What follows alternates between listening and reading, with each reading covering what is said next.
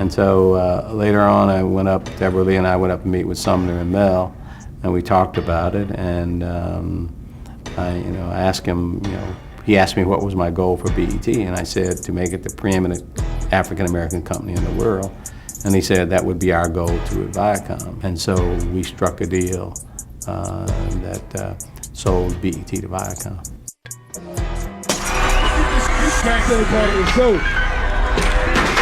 What's up? I'm trying to be what I'm destined to be. Like what? It's trying to take my rolling it. Talking, you don't even have to try. You're cute enough to luck with me tonight.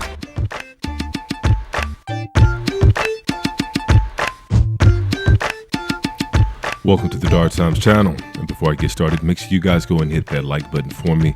And if you're not new to the channel and you enjoy the content so far on this channel, make sure you go ahead and hit that subscribe button for me as well.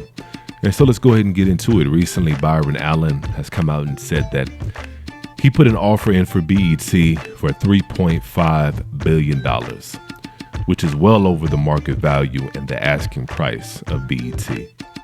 And it's very telling when you think about it. The fact that BET has a market value below $3 billion is very telling.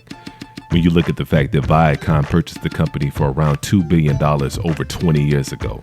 And so if anything, the market value should be double, if not triple, of what it was 20 years ago when you consider inflation and other factors. But it's not, because the intent was never to make it into this profitable media company. There shouldn't be any doubt as to why BET was purchased. It was purchased to do exactly what they did. We went from this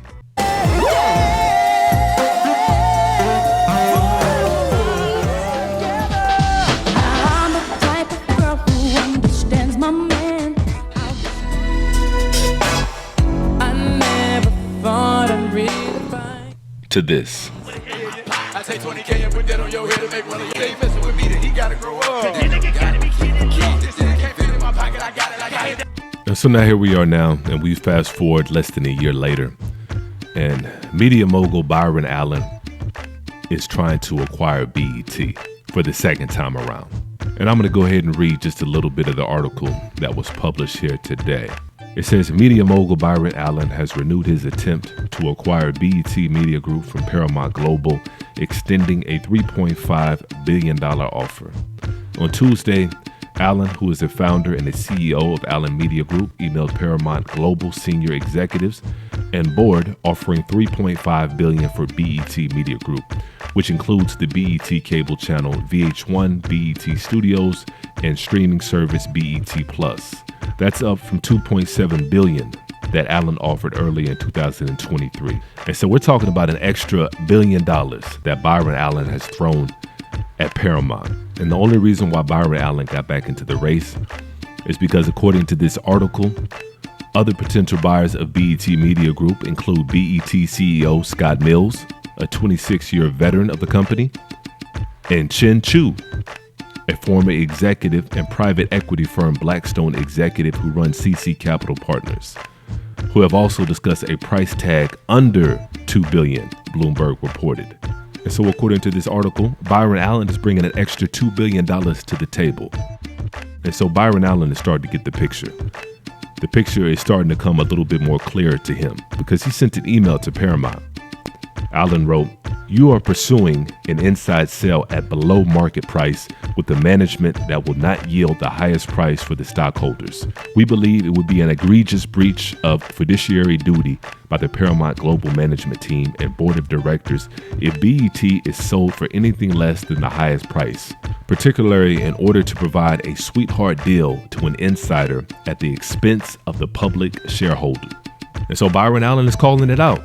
He's calling a spade a spade. He's calling it for what it is. It's never been about the money. Because if it was about the money, this deal would have been done.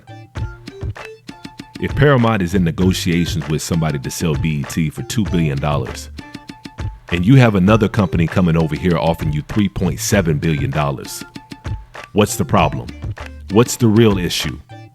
And this is the problem I have. I won't say problem, but this is when you have to take a look at a lot of these different billionaires and all these different facets of entertainment, whether it be Oprah Winfrey, Tyler Perry, Byron Allen, Magic Johnson, The list goes on of all these different entertainment billionaires. As unfortunate as it is, a lot of these billionaires, including Mr. Cosby, who found out the hard way, the real hard way. A lot of other individuals are also finding out the hard way, like Mr. Allen here.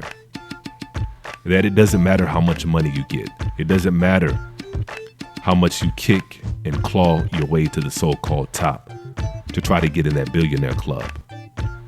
At the end of the day, it doesn't make a difference, because at the end of the day, they're never going to let you make a difference. And this is a perfect example, because it's not about the money. They can print more money anytime they feel like it, and they do it daily. They can give and send money to whoever and whomever they want at any given time, and they do it daily. It's about power. Knowledge is power. Seize him. Stop. Oh, wait. I've changed my mind. Let him go. Power is power. And so I'm not saying that individuals shouldn't strive to get as much money as they can, but in the end, it's not going to make a difference. But I will say this. If anybody's going to give them a good fight, it's going to be Byron Allen. Byron Allen is the same individual that is currently in a battle against McDonald's. He filed a $10 billion lawsuit against McDonald's because McDonald's refused to give him any kind of advertisement dollars. And it's the same problem that Bob Johnson had when he had BET. And that's one of the reasons why Bob Johnson gave up BET. That's one of the reasons why Bob Johnson decided to sell BET. He was having a hard time trying to get advertisement dollars.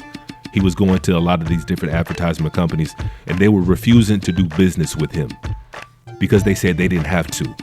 They didn't have to try to sell their products to black people because black people were going to buy them regardless.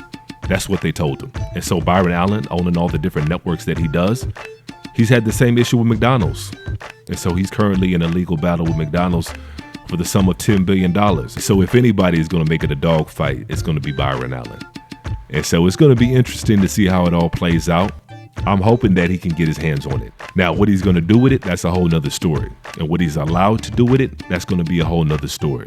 But at the very least, it couldn't be any worse than what it is now. But let me know what y'all think in the comment section on this one, and make sure you guys hit the like button on your way out. And as usual, peace and chaos.